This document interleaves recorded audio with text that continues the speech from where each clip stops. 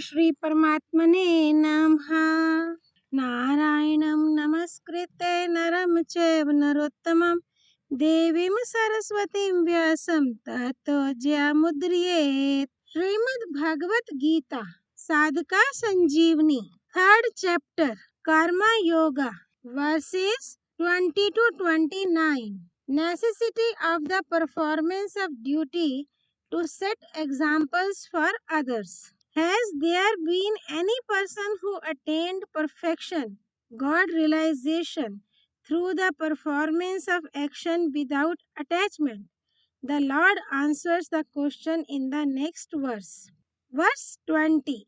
कर्मणैव हि संसिद्धिम् आस्थिता जनकादयः लोकसंग्रहम् एवापि सम्पश्यन् कर्तुम् अर्हसि. It was by action alone that Janaka and others attained perfection. Thou shouldst perform selfless action also with a view to the maintenance of the world. Comment.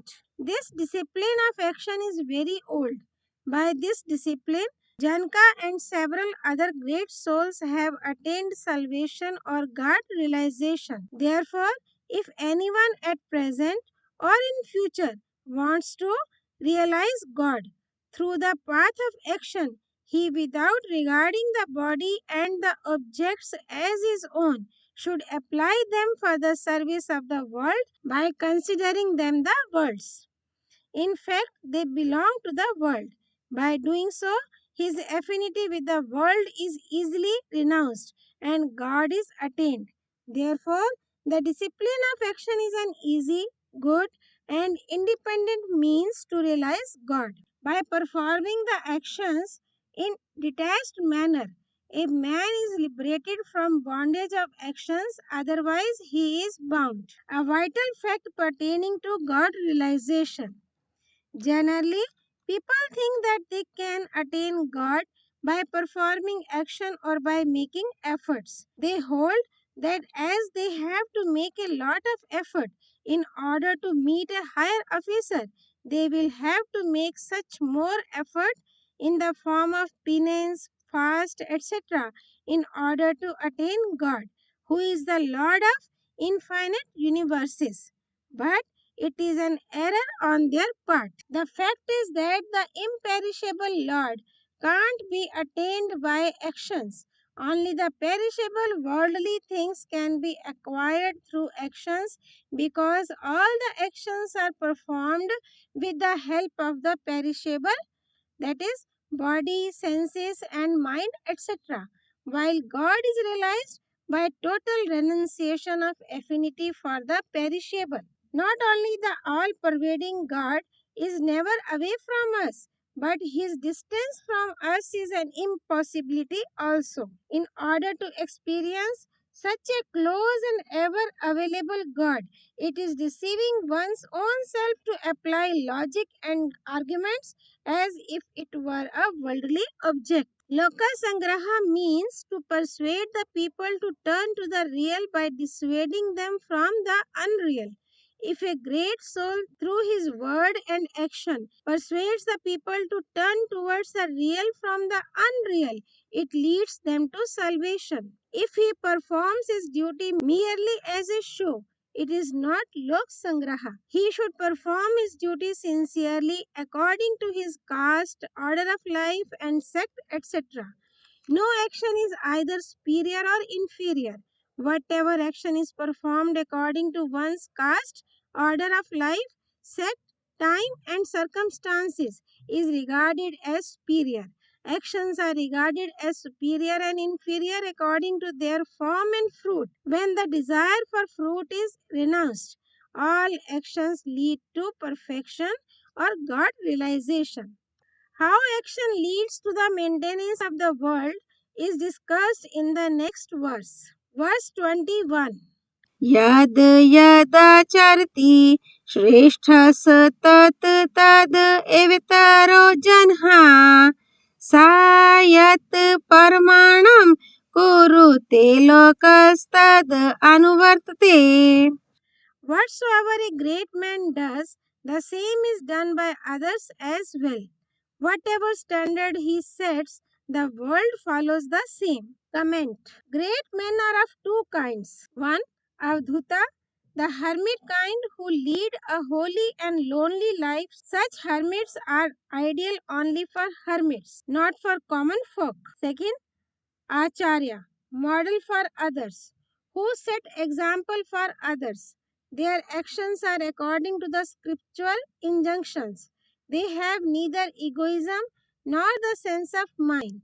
Their actions are automatically performed for the welfare of the world. They leave their sweet smell by destroying the bad smell just like a blooming flower. Such great men have their identity with the Lord because both of them work for the welfare of the entire world. As far as the actions and words of the great men are concerned, they leave a gross impression which is limited because the actions are limited. But as far as their feelings are concerned, their influence is subtle and limitless because feelings are limitless. They set examples for other people by performing their duty according to their caste, social order, sect, etc., and make a strong impression on others. Though a great man does not perform any actions for himself, as he has no pride of doership, yet people feel that he performs actions. Actions are automatically performed by him for the welfare of others without any selfish motive.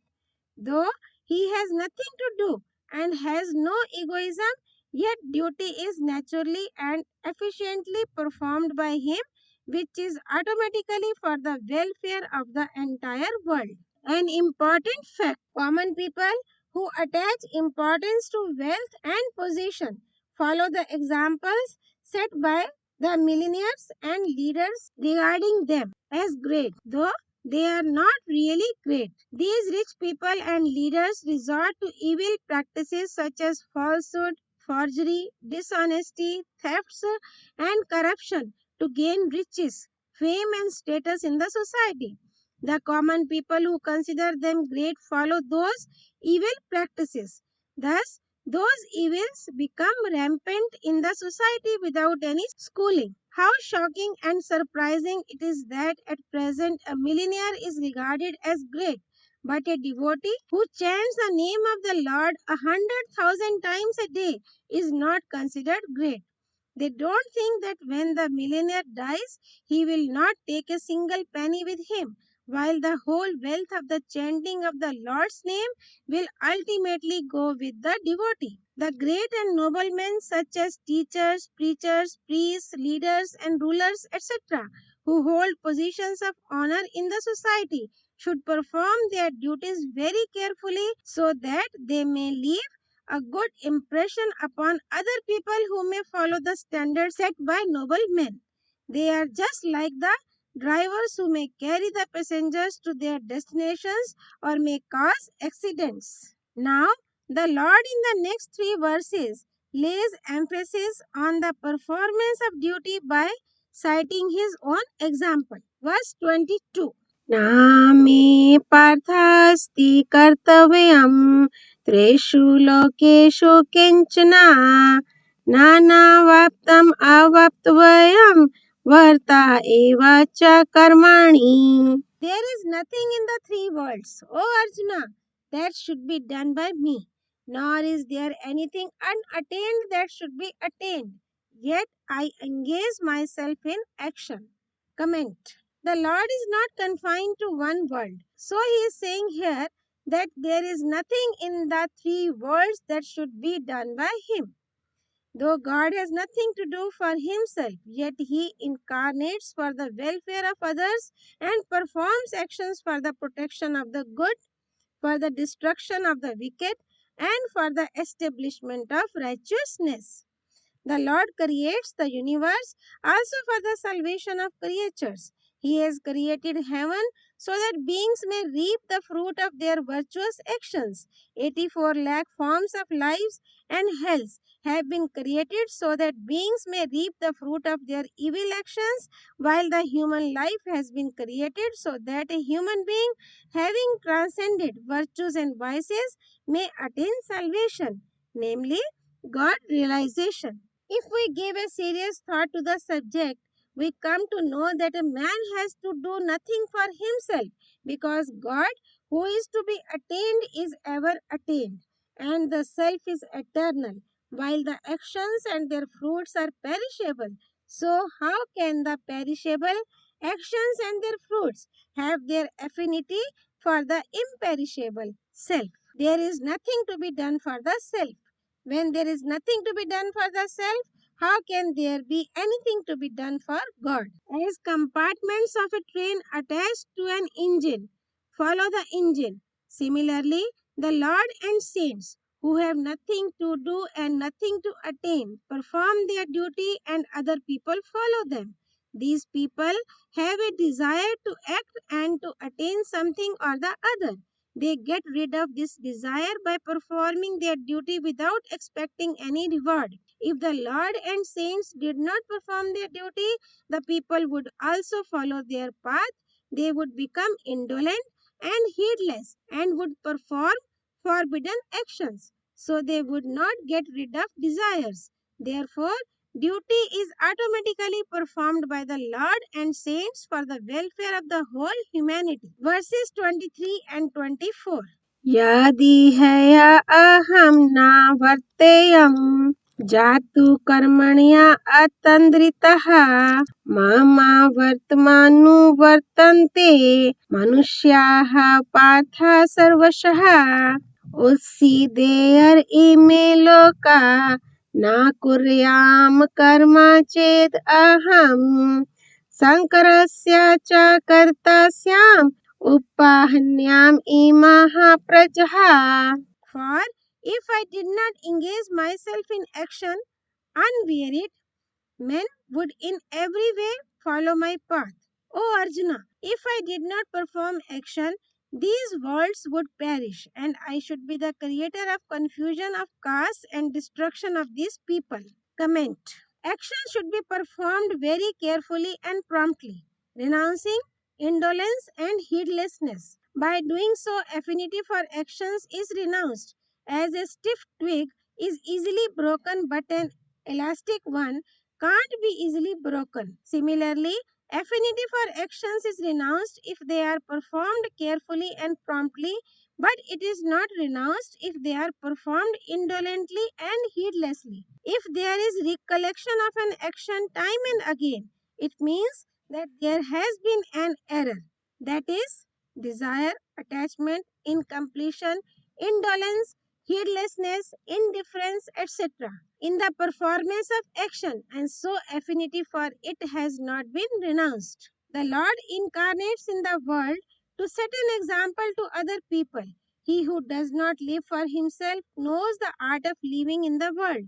The world is an educational institution where we have to learn how to do good to others by renouncing desire, attachment, and selfishness, etc. And through this lesson, we have to attain salvation. The only aim of human life is to perform the duty by serving others and doing good to them, including the members of the family, and try to lead one another to salvation. An important fact. The Lord answers Arjuna's question, why do you urge me to be engaged in this terrible action? In the 22nd, 23rd, and 24th verses, by citing his own example that he engages himself in action, though he has nothing to do and nothing to attain in the three worlds.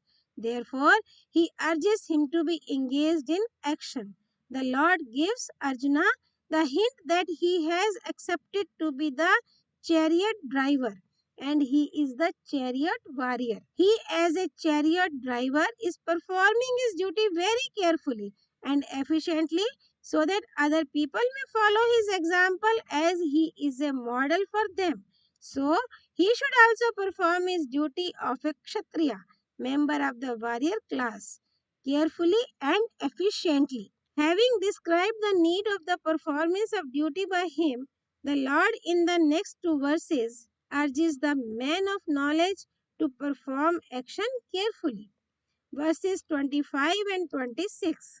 Saktaha karmanye अविद्वांसो यथा कुर्वन्ति भर्ता कुर्याद् विद्वांस तथा सक्ताश्चिकीर्षुर्लोकसङ्ग्रहम् न बुद्धिभेदं जनयेत् अज्ञानां कर्मसङ्गिनां जोषयेत् सर्वकर्माणि विद्वान् युक्तः समाचरन्.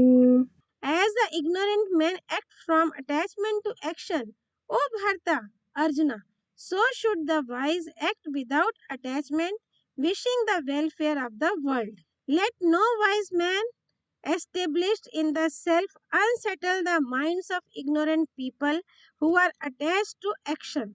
He should set others to act, himself performing his duties with devotion. Comment. Ignorant men attached to worldly pleasures who have full faith in the scriptures, the ordinance of the scriptures, and also the actions sanctioned by the scriptures, who are neither enlightened nor wise but are attached to actions, pleasures, and objects. They are called ignorant, unwise, because of their desire. Though they have bookish knowledge of the scriptures, they are learned but are not enlightened.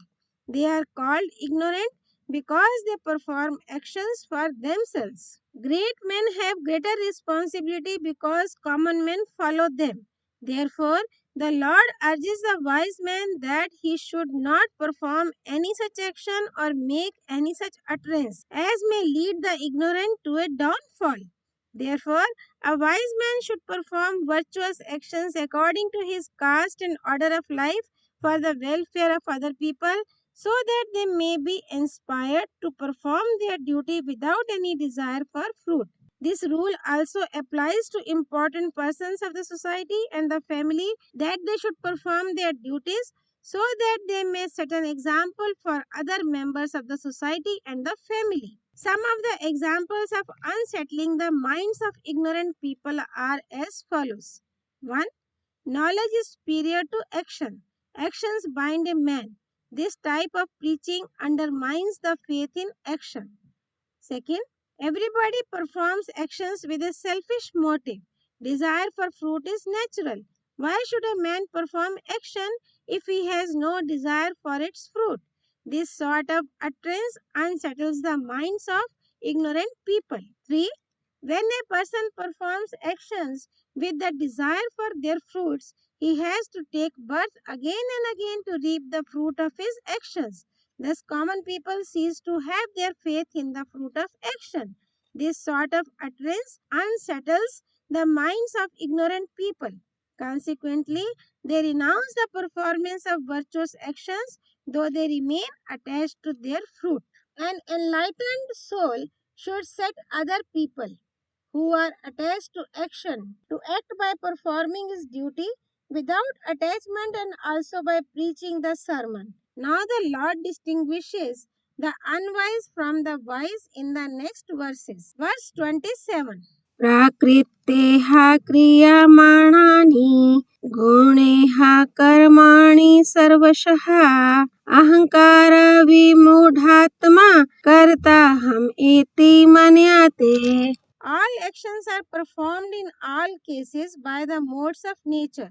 He whose mind is deluded by egoism thinks, I am the doer. Comment. All the functions of the world, such as birth and growth of bodies and plants, flow of the Ganges, and change in the worldly things, etc., as well as actions such as seeing, hearing, eating, and drinking, etc., are carried out by the modes of nature. But a man deluded by egoism divides all activities performed by cosmic energy into two parts. To the first part belong actions which he thinks he does not perform them, but they occur naturally, such as formation of the body and digestion of food, etc. The second part consists of those which he thinks he performs them, such as seeing, speaking, and eating, etc. A man out of delusion regard himself as the doer of the latter actions. Intellect, ego, mind, five subtle elements, 10 organs of perception and actions and 5 objects of senses. These are also called the modes of nature because they are the evolutes of the 3 modes of nature, that is, goodness, passion, and ignorance. The Lord declares that all actions are performed by the modes of nature, not by the self. An important fact: egoism is of two kinds: real, as I am, one's existence; second, unreal, assumed, as I am body. Real egoism is natural and eternal, while unreal egoism is unnatural and perishable. Real egoism can be forgotten but can't perish, while unreal egoism may appear but can't exist. A man commits an error that he forgets the real egoism, self, and assumes the unreal egoism, I am body, to be true. As a wave is a fragment of an ocean, so the ocean and the wave belong to the same class. Similarly, the body, a fragment of the world, and the world belong to the same class. The soul, self, is different from the world or the body. The man does not take the world to be his own self, I, but he does take, even though wrongly, his body to be so. Just as the wave without ocean has no independent existence of its own, similarly, without the world, there cannot be any separate existence of the body. But when a man whose mind is deluded by egoism identifies the self with the body, several desires are born in him as he has desires for family, riches, honor, praise, and pleasures, etc. He does not realize that by identifying the self with the body, he is already bound, and these desires will strengthen the bondage and will hurl him into the abyss of adversity. Verse 28. Tattvavitt tu mahabaho guna karma vibhagyoha guna guneshu vartanta iti matva na sajate. Having the true knowledge of the respective spheres of modes and actions, the great soul does not get attached with them. O mighty armed, by holding that it is modes which are moving among the modes. Comment. The 3 modes of goodness, of passion, and of ignorance are born of nature. The entire universe, including the body, senses, mind, intellect, creatures, and objects, etc., is constituted of the 3 modes. This is the sphere of the modes of nature. The actions performed with the body, etc., is the sphere of action. The modes, objects, and actions are kaleidoscopic and transitory. The matter has its origin and end. Actions have a beginning and end. This is the truth about the modes of nature and their actions. The soul, self, never undergoes any action. It is ever unconnected and changeless. That is, it has no connection with things and actions. This is the truth about the self, soul. The ignorant, when he assumes his relation with the two spheres of modes and actions, gets himself bound.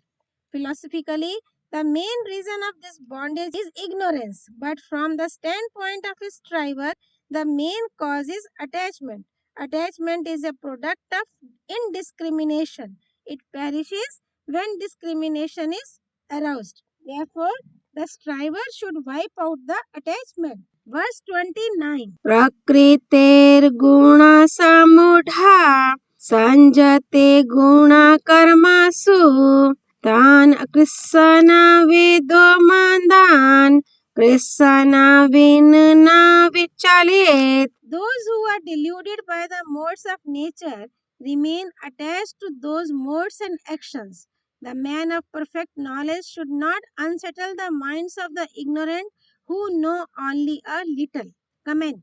The 3 modes of goodness, of passion, and of ignorance of nature bind a man.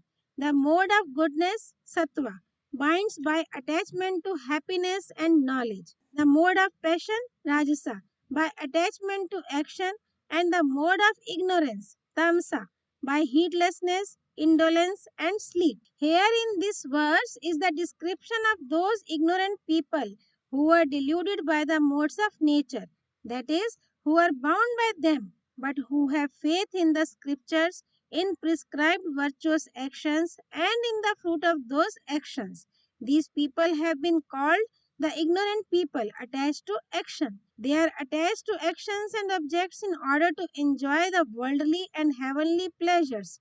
Therefore, they can't understand the advice how to rise above them. So the Lord has called them ignorant. Ignorant people perform virtuous actions with the expectation of the perishable fruits. They remain attached to the acquired materials such as wealth, etc., and have a desire to acquire the unacquired ones. It is because of their attachment and desire that they don't know reality about the modes, objects, and actions. Ignorant people know what prescribed actions are and how they should be performed well, but they don't know the reality about modes and actions. So it has been said that they know only a little. That is, they are men of imperfect knowledge and they have been called ignorant because they are interested in enjoying worldly pleasures and prosperity. The ignorant perform virtuous actions in order to gain heaven. Therefore, the Lord has ordered the wise men not to unsettle the minds of ignorant people with their hints, words, or actions, otherwise, they would lose their faith and interest in virtuous actions and would renounce them, and it would lead them to a downfall. Therefore, such people should be dissuaded from the desire for fruit rather than from actions prescribed by the scriptures. It is not only proper but also indispensable to dissuade them from the desire for the fruit of action in order to release them from the bondage of the cycle of birth and death. Om Tat Sat. All glories to Sri Partha Sarthi, Lord Shri Krishna. All glories to Bhagavad Vani, Srimad Bhagavad-Gita. Sri Hari Arpanamastu.